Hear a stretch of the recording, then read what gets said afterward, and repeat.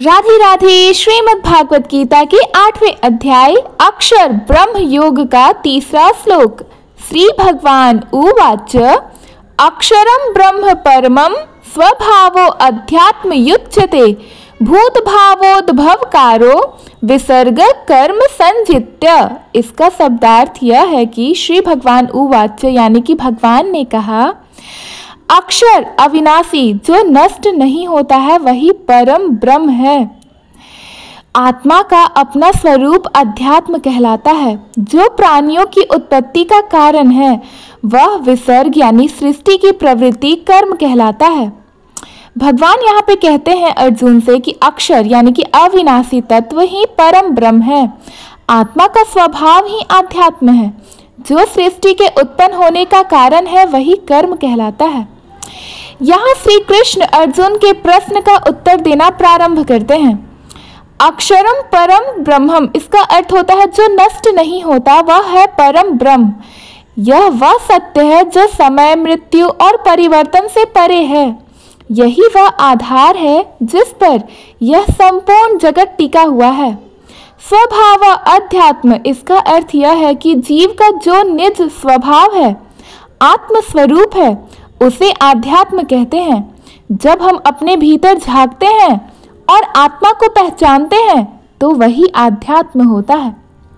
भूत भाव उद्भव कर्ग विसर्ग कर्म, इसका अर्थ यह होता है कि जीव जगत की उत्पत्ति का जो कारण है, जैसे कि माता पिता, प्रकृति, जीव जंतु, पंच तत्वों की प्रक्रिया, वही कर्म कहलाता है। कर्म ही वह शक्ति है जो सृष्टि को आगे बढ़ाती है। एक कथा, एक बार एक ऋषि अपने शिष्य को समझाते हुए बोलते हैं, बेटा यह सारा जगत मिट्टी से बने हुए घड़े जैसा है। मिट्टी ब्रह्म है यानी कि अविनाशी और शाश्वत है। घड़ा बनाना यानी कि यही कर्म है जो रूप देता है, और घड़े का अपना जो वास्तविक स्वरूप है वही उसका आध्यात्म है। शिष्य ने पूछा, गुरुदेव घड़ा टूट जाए तो क्या मिट्टी भी नष्ट हो जाएगी? ऋषि ने मुस्कुराकर कहा, नहीं पुत्र, मिट्टी नहीं मिटती, केवल रूप बदलती है। इसी प्रकार शरीर टूट सकता है पर आत्मा यानी कि स्वभाव जो अमर होता है, और यह आत्मा ही ब्रह्म की संतान है, इसलिए मिट्टी कभी नहीं मरती। हमारा आत्मा हमेशा अमर कहलाता है। इस श्लोक से यह संदेश मिलता है कि परम सत्य को जानने के लिए भगवान कहते हैं, शरीर बदलता है, परिस्थितियां बदलती हैं, पर आत्मा अविनाशी है। अध्यात्म को पहचानने के लिए भगवान कहते हैं, अपना असली स्वरूप जानो कि हम केवल शरीर नहीं आत्मा हैं। कर्म की शक्ति को समझो। हमारी हर क्रिया, हर कर्म सृष्टि के प्रवाह में योगदान देती है। इसलिए जीवन को ऐसे जीना चाहिए कि हर कर्म शुद्ध, निष्फल, ईश्वर अर्पण और लोक कल्याण के लिए हो। चौथा श्लोक। श्री भगवान उवाच अधिभूतम क्षरो भाव पुरुषेदि दैवतम अधियज्ञो अहमेवात्र देहे देह भृतावरम। इसका भावार्थ यह है कि भगवान श्री कृष्ण अर्जुन से कहते हैं, अधिभूत यानी कि नश्वर पदार्थ जो समय के साथ नष्ट हो जाता है, अधिदैव यानी कि ब्रह्मांड में दिव्य पुरुष, हिरण्यगर्भ या विराट पुरुष, अधियज्ञ स्वयं मैं परमात्मा जो सब यज्ञों में उपस्थित है।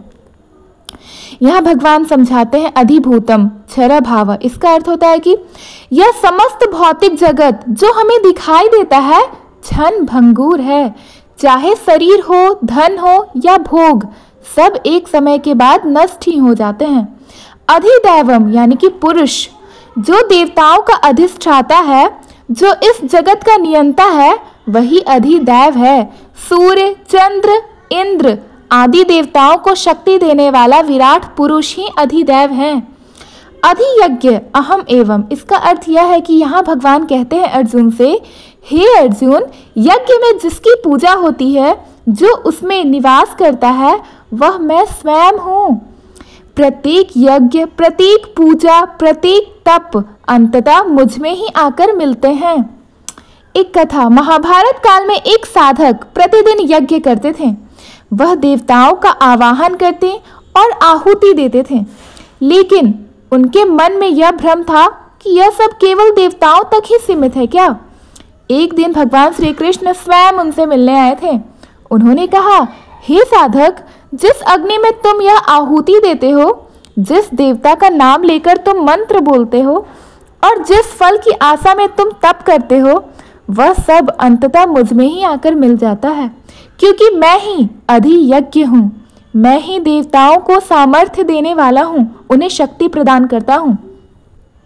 साधक की आंखों में आंसू आ गए। उसने कहा, प्रभु, अब मुझे समझ में आया कि कोई भी पूजा आपसे अलग नहीं है।